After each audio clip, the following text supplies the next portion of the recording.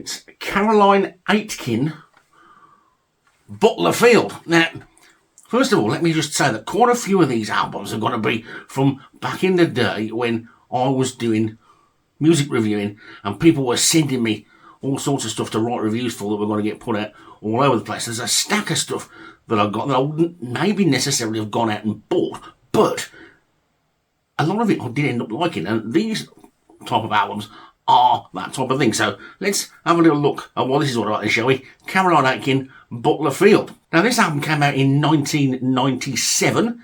She'd been around for quite a while doing support slots for people and all sorts of things like that. But this was the first album that really got a sort of nationwide, if you like, release. What's it like when it's folky Americana, sort of bluegrass type stuff? If I want to tell you that on one of these tracks, the second track, which is the title track, Butler's Field, the Indigo Girls, who we spoke about a few episodes ago, didn't we, with Emily Saliers and her solo album, are on it.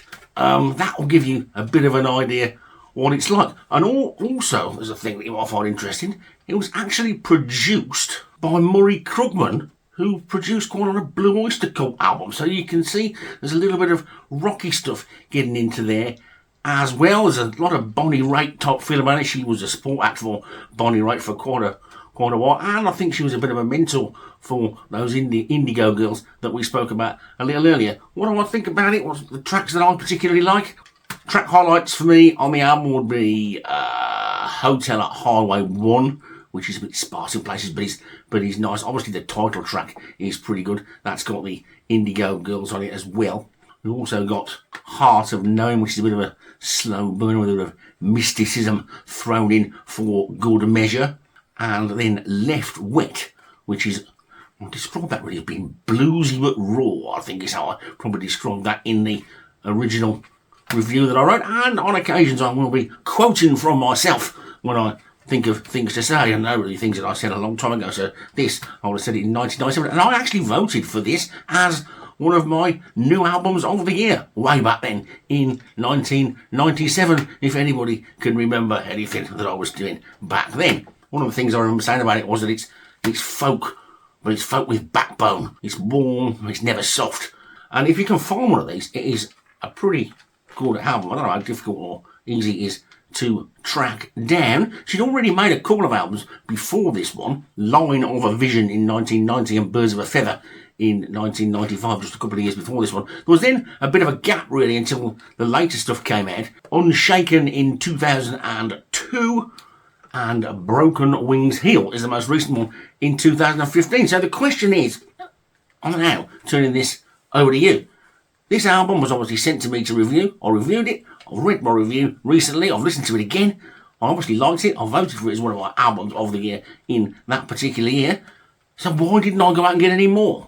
It's one of those things, isn't it? Life goes on and all things happen and you forget about stuff. And sometimes when you've got just one particular album by night, they can get lost in the mix of everything, can't they? So the question I'm now saying to you is, anybody else out there listening to Caroline Aiken, should I pursue her some more? Which album should I go for next? Or should she remain a one-night stand? Here's another one from those reviewing days, a little bit later this time though.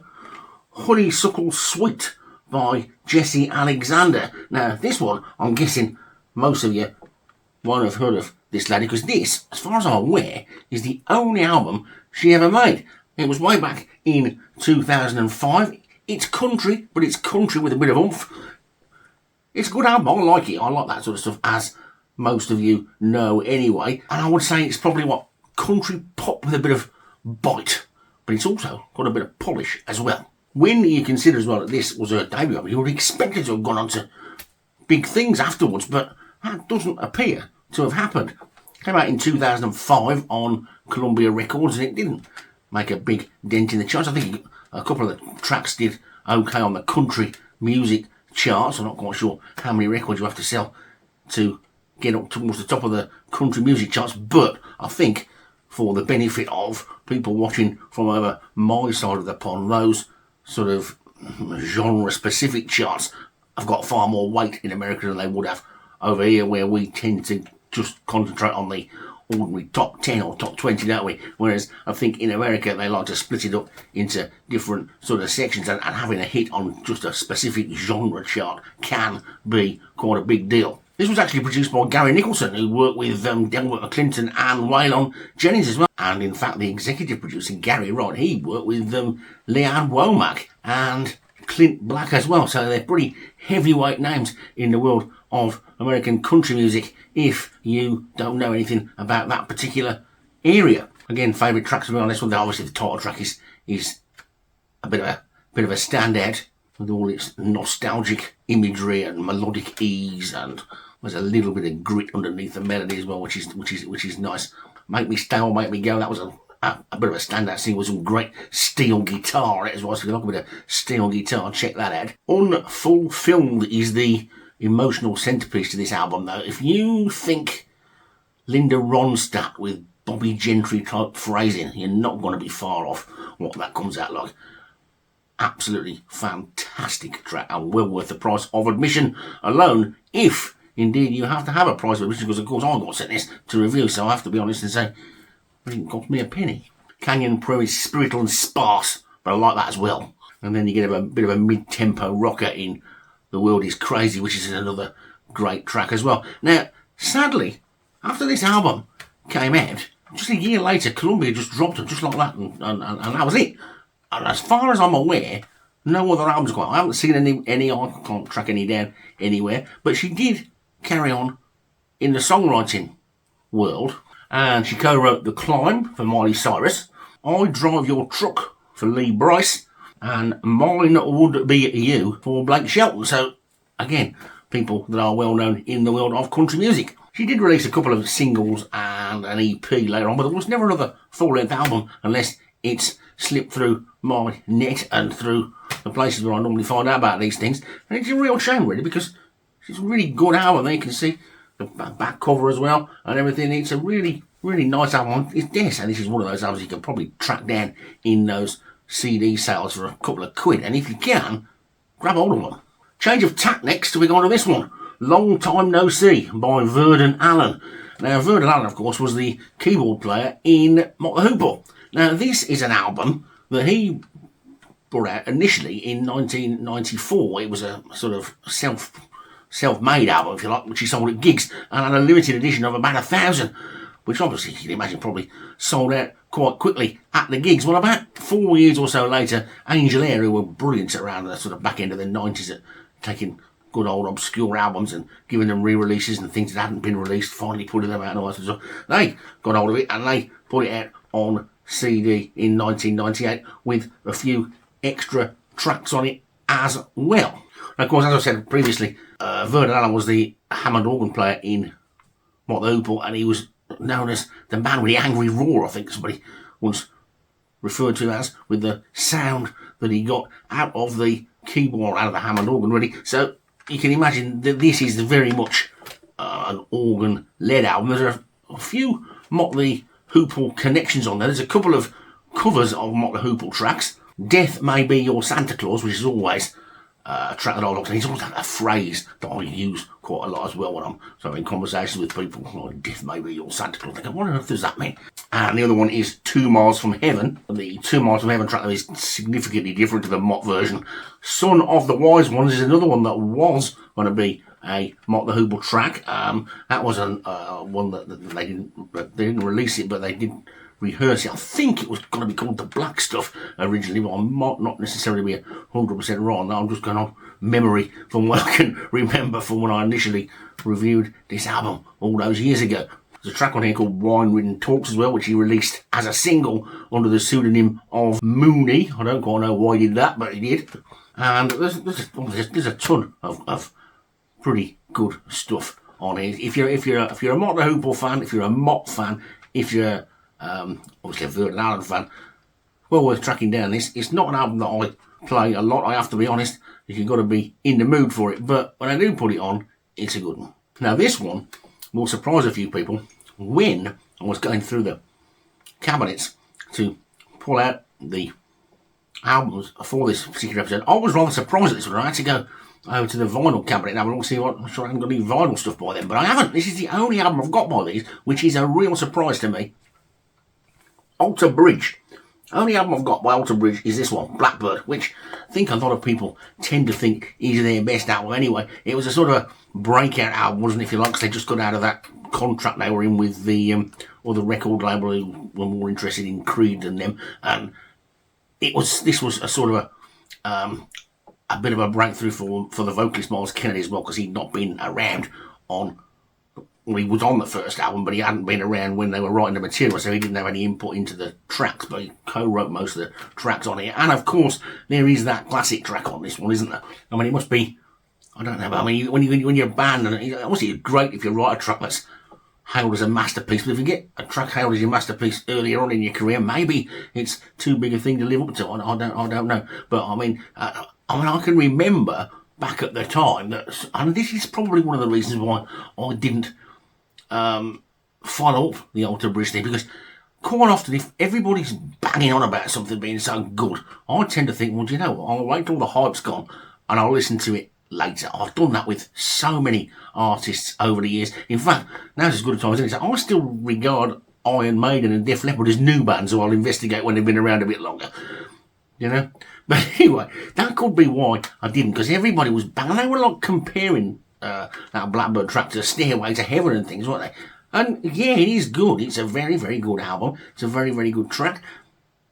Whether it deserves to be put in the same sort of conversation as classics like that is probably a different thing altogether. But again, this is what I'm saying to you now, again, as I did with the Caroline Aiken album earlier, and probably more so with this, because these have made quite a few albums since. I mean, where should I go next? So I've listened to this again, obviously, for doing this video, and I've realised just how good it is. Obviously, I've got other stuff with Miles Kennedy on the stuff that he's done with other people. So yeah, I'm going to jump in to Alter Bridge and give them a bit of a fairer go now. If I did give this a good review back in the day, where should I go next with this one? If you need a bit of if you want to know what I think about one or two of the other songs, to give you a bit of an idea before you advise me which one I'm going to go to next, I like the opening track, obviously, Ties That Bind, because that's like thunderous sort of rocker, isn't it? Watch Over You, another one I like, stripped down ballad type song. That's another one in particular. But yeah, it's good. It's a good album. I don't know why, but I do know why. Like I say, it's a good album. I think the reason why I didn't investigate them more was the fact that everybody was telling me how good they were. And as I said, I am one of those people who can be quite stubborn. So if I find a band, I'll tell everybody how good they are and expect everybody to listen to them. If somebody else finds a band, then maybe I'll go and listen to them. But if loads of people find a band and all start banging on about it, then I start thinking, you know what? Is this the hype thing? I'm not going to jump on the wagon with all these, or should I just stay back? And I do, and I've done that with TV programs as well. You know, series on the TV that everybody raves about, and I've not watched them until they've been finished for 3 years and gone, actually, yeah, they work quite good. But it's just one of the ways that I am, I suppose. So Alter Bridge, this is the only one I've got. Amazingly, isn't it? This is the only one I've got. Where do I go next? Here's the next one, and this is probably the type of thing that you're more used to me maybe talking about. One of my female singer-songwriters and another Scandinavian singer-songwriter. I do seem, for some reason, and I don't know why, to have a lot of Scandinavians, French and Canadian female singer-songwriters in my collection. I've got a feeling that may well have been from when I was doing the reviewing, and sort of you get put into little brackets, don't you, what you're going to you're going to review, and they tended not to send me the sort of Deep Purpley, White Snakey, Bad Company type stuff, because they just didn't want to say it was brilliant. But by this point, I was developing a pretty good developing a pretty good knowledge. It's probably not the right sort of thing to say, but I'd always had a good ear for a female singer-songwriter, but I was really getting into that, and probably more than the rock stuff at that time. There are not that many people around who knew me in those days that still know me now, bizarrely. But it was, you'd more often come in and hear me listening to Heather Nova or somebody in the late 90s than you would find me listening to Deep Purple, which I think a lot of people found a bit of a surprise. This one is a lot later than that. This is Anna of the North, who is Anna Lotterud, to give her full name, and the collaboration is with a chap from New Zealand, a sort of producer from New Zealand called Brady Daniel Smith, and this is like a mixture of that sort of breathy vocals that I like, but then also mixed in with sort of glossy synths and minimalist beats, which isn't what you'd think that I would like, but it's the voice. It's the voice that does it for me, which is what it always is with these type of things. I can cope with different types of backing when there's a good female singer-songwriter involved as well. Some of the stuff that maybe I wouldn't necessarily think I'd like too much when it came to the music side of it can be rescued for me by the vocals. When this came out, actually, some critics referred to it as pop bliss. Now, I didn't say it was pop bliss. That's not a phrase I'd use. I think actually somebody said it was pop bliss with an Arctic twist, which again is that's just lazy from my point of view. They're just putting the Arctic in there with the Scandinavian bit, aren't they? But it is good. It's sort of sparse and intimate, and it's not an album to put on before you're going out for a night out. Let's put it that way. The actual title of the album, I don't know if I told you the actual title of the album yet. It's called Lovers, and it's sort of got that sort of a theme right through it, really. It's sort of like a story of a breakup in slow motion, if you like. It's sort of stripped down synth pop is probably the easiest way to describe it, although I don't really like to use the term synth pop because I think it's better than that. It's probably not an album to listen to if you're feeling a bit lonely either, because it's a pretty sort of somber type thing in sort of places, and it's a nice late night quiet album as well. Again, Anna of the North has released other albums since this one that I have not heard. So again, if you're an Anna of the North fan, let me know where I should go next. Another thing I should probably just point out here at this point is, with a lot of these, if it was an album that I didn't like or it didn't suit me, I basically sent it on to somebody else. So we're not going to come across when we're doing this, if you're going to be sitting there thinking, oh, there's going to be some albums he's going to rip them to bits and say they're rubbish.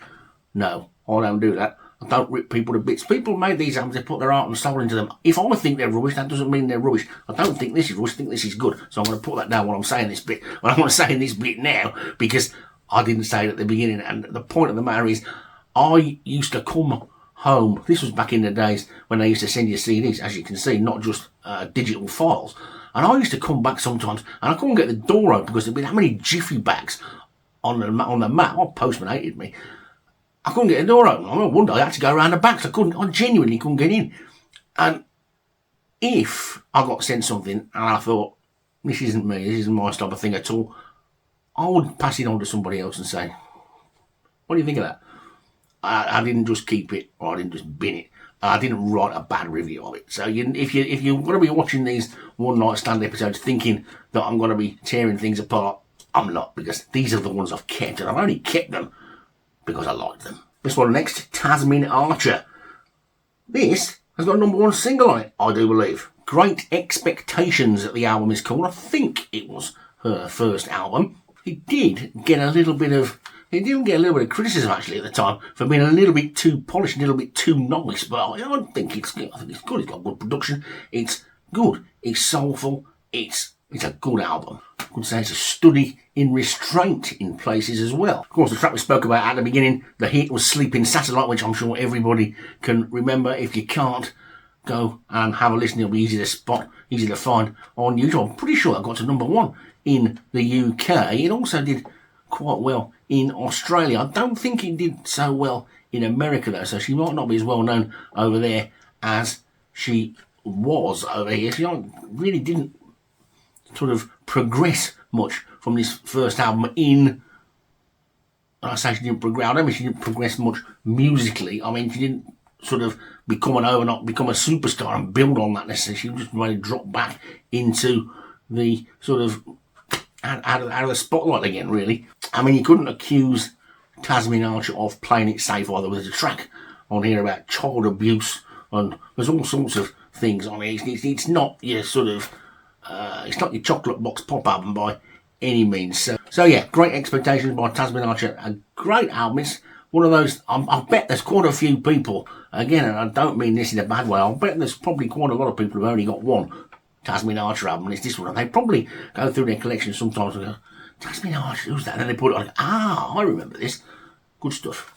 Just a couple more now, and we're going to go right back to 1975 for this one. And the reason this one is in the one album wonder section, or the one night stands episode, as we've decided to call it, is because it's the only album they made, so I can't possibly have had more than one album by them. And I haven't got it on vinyl because it is impossible to find on vinyl, and if you can get it on vinyl, it costs an absolute fortune. Having said that, it's probably one of those ones that's been redone since, so you probably can get it now for 25 quid on coloured vinyl or something. But I've got this CD which came out in the back end of the 90s. The original album came out in 1975, and it's this Armageddon. It's a bit of a cult sort of prog classic type thing.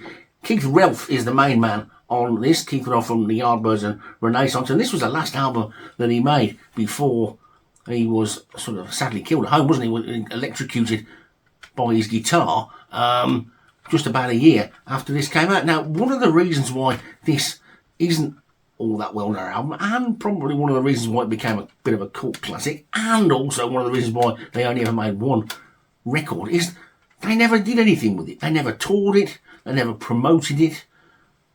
It's just a one-off album. It's done and done, if you like, or whatever the terminology wants to be. They made a record, didn't go on tour with it, didn't promote it, and just basically that was it. So it pretty much disappeared into obscurity back in those days, and then it sort of became the sort of underground classic a few years later, didn't it? Who else is on it apart from Keith Relf? Probably the most interesting one for people who like the same things as me is the drummer, Bobby Caldwell, because he was in Captain Beyond with Rod Evans after he left Deep Purple. He also worked with Johnny Winter and did lots of other stuff as well, little sessiony bits and things with little bits of bands, but I was never in another really big band as far as I can recall. The bass player was a bloke called Louise and he was in Steamhammer prior to this with the guitar player Martin Pugh. And the guitar player Martin Pugh went off to work with Rod Stewart later on as well. Keith Relf, obviously this was the last thing that he did before his death. Track-wise, it's great stuff if you're into your prog type stuff. You get a 9-minute instrumental opener. I mean, you could only get that on a prog album, couldn't you? And it's a pretty good track. It's called Buzzard, it's called, and that is a pretty good start. You know exactly what you're going to get for the rest of the album as soon as you hear that, really. And you'll either be transfixed for the rest of the album, or if you don't like that sort of thing, you'll probably take it off and not listen to the rest of it. But I would think the people that take it off and don't listen to the rest of it would be in a minority. Silver Title Rate's a bit more melodic, and got some vocals on this time, haunting Keith Relf vocals as well, which are pretty good. What did the critics say? Well, the critics liked it when it came out, but I don't necessarily know they liked it all that much when they didn't bother promoting it much or touring it. Proto-metal, people have referred to it as in recent years, and people have talked about a Led Zeppelin sort of vibe to it as well.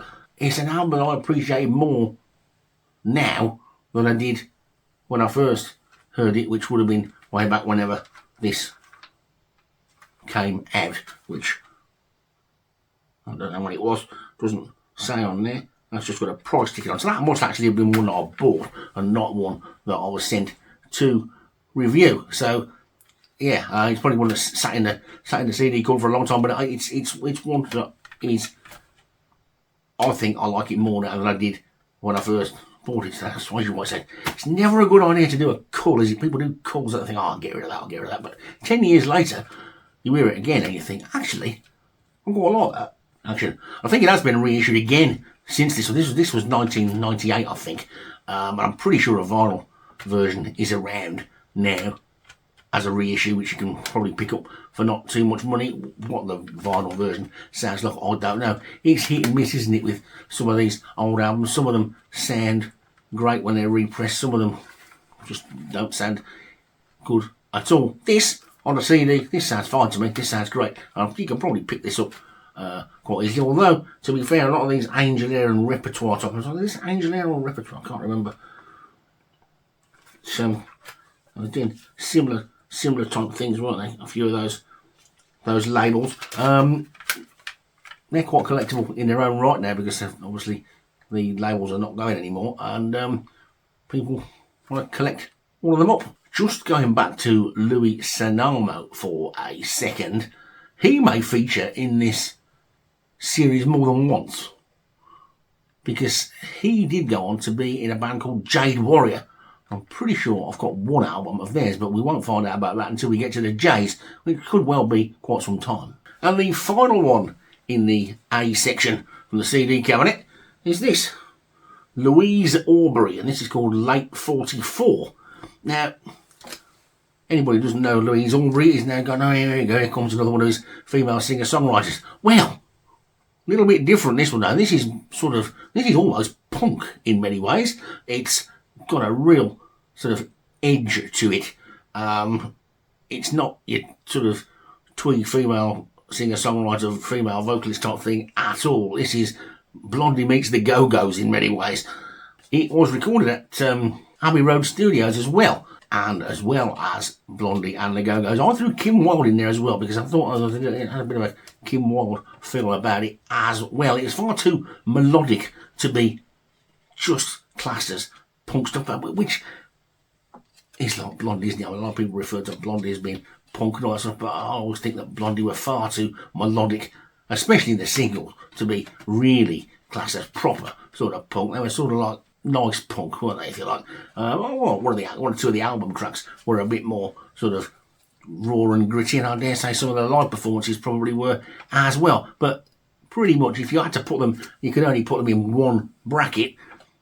Blondie I'm talking about now, you'd probably put them more in the pop bracket than the punk bracket, I would say, if you're looking at their whole career. And again, with Louise Aubrie as well, I wouldn't be putting her in the punk bracket, I'll be putting her more in the sort of feisty pop bracket, which she may or may not like.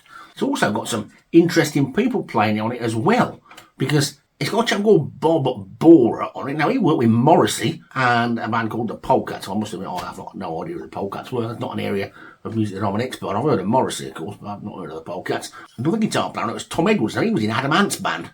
And then the drummer, David Ruffey, he was in the Ruts. And he was also in Dexys Midnight Runners as well. So you can see she's got some decent people playing in the band as well.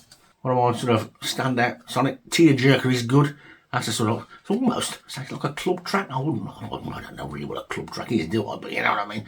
Hook-filled and danceable. Yes, that's what I put. Hook-filled and danceable. I also really like the punky stop-start rhythm of Too Late. That is a real highlight on the album. But probably the best one of the lot is Please Don't Touch. Really emotional track, a real hard-edged sort of bite to it. A lot of critics at the time said it was an album which blended 60s sweetness with new wave bite. Now, I do wish I did actually think of that myself. I think I can't claim to have come up with that one, but I'll definitely have pinched it later on, given a chance. 60s sweetness with new wave bite, I think, is pretty good. It's a pretty good description of this, actually. The whole album is really good. It's sort of emotionally laid. It's quite intimate in places as well. There's a sort of feminist vibe to it in places as well, if you're into that type of thing. And it's a good album if you like your sort of feisty pop stuff with a little bit of grit in there. You really like this. Again, it's another one that I obviously got this through the reviewing stuff and never got round to picking up any others, or never got sent any others to review. Well, having said that, again, I'm going to have to put another little caveat in here, aren't I? Towards, I don't know when it would have been really, probably somewhere around about in the mid 2000s, and actually got a little bit later than that.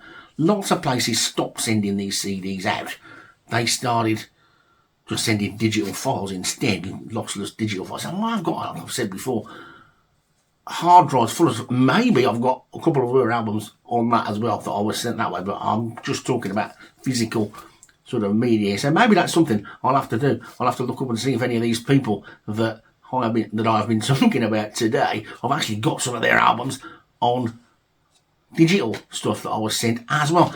Yeah, I'm just going to go back to this one for a second. Anna of the North, and show you this on the back, because I don't know whether it's one of those sort of bluff things, we're watching you, what are you watching us, but we're watching you type thing, or whether it's actually got any substance.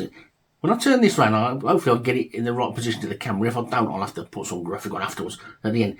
Right down the bottom here, I'll read out what it says then and show you. It says, this CD is watermarked and can be traced back to you. It's a promotional copy only, not for sale. So that's that down the bottom there. So, I mean, what are they suggesting? Are they sort of suggesting that people like me, who did reviewing, who got paid very, very little money, if any, for doing it, did it because we liked it, we're going to go and try and flog these apples for a couple of quid down the indoor market? I mean, it's a bit much, isn't it, really? I don't know what the need is of putting that on there. Maybe that's why they stopped sending CDs out and they started sending digital files instead. But I thought if you send a digital file, you could quite easily burn off as many copies as you like anyway. So I don't know whether that is a thing that happened a lot of them. I can't say as I remember ever looking particularly. I just noticed that today when I was looking at it. I mean, I don't know how anybody would know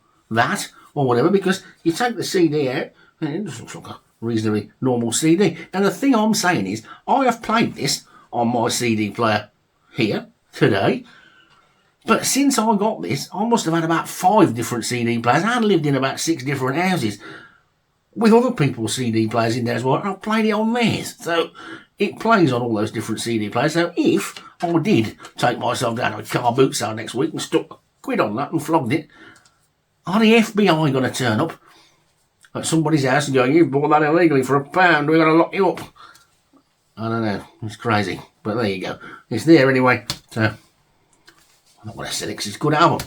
Anyway, enough of such frivol. That was the A's in the CD section. As you can see, for the amount of CDs and records I've got, there's not that many that I've only got one album box. I'm a bit of a completist really. We only had 8 in the entire CD cabinet for A, and we're going to do the LPs in episode 2, and I can tell you now, there are only 6 in that, so I've only got 6 LPs beginning with the letter A that I've only got one album by. And also, I'll point out to people who may be wondering about certain people when they're going to come up, I am using the proper alphabet system used by British libraries and museums and people all over the world and all sorts of stuff, which I've discussed in a video some time ago where Caroline Aiken is under A, not C, which is where she would be in the computer lists and all that stuff. The proper way of finding these people, Caroline Aiken is in the A, that's why she was here today,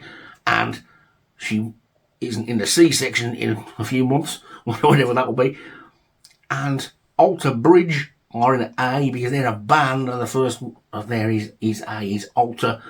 Again, with bands like the Beatles will come under B, not T. The Rolling Stones will come under R, not T. Well, they're not that they're going to figure in this series, are they? As somebody said to me last time I mentioned this, where are you going to put the? And I said, well, fortunately, I haven't got any the albums, but they would go under T for the second the. Anyway, there you go.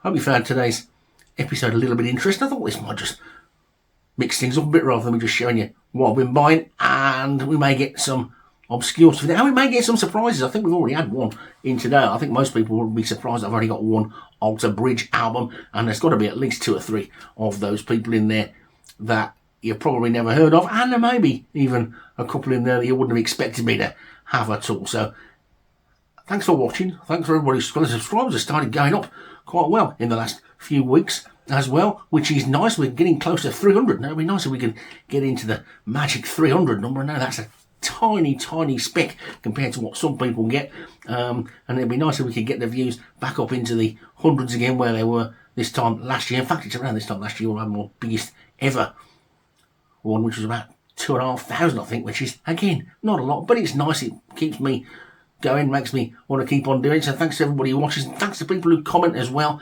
Some people started commenting there, especially on the shorts, which seem to be going well. I think people probably prefer putting up with me in little 3-minute chunks rather than 25-minute chunks, but we'll see how we go with that. So we'll see you very soon, because it's already prepared, so there shouldn't be too much of a delay. And now I've got the plans for what I'm doing, I should be able to start churning these out a little bit quicker. So we should hopefully be back in the next day or two with the one night stands and the LPs from A. Until then, stay safe.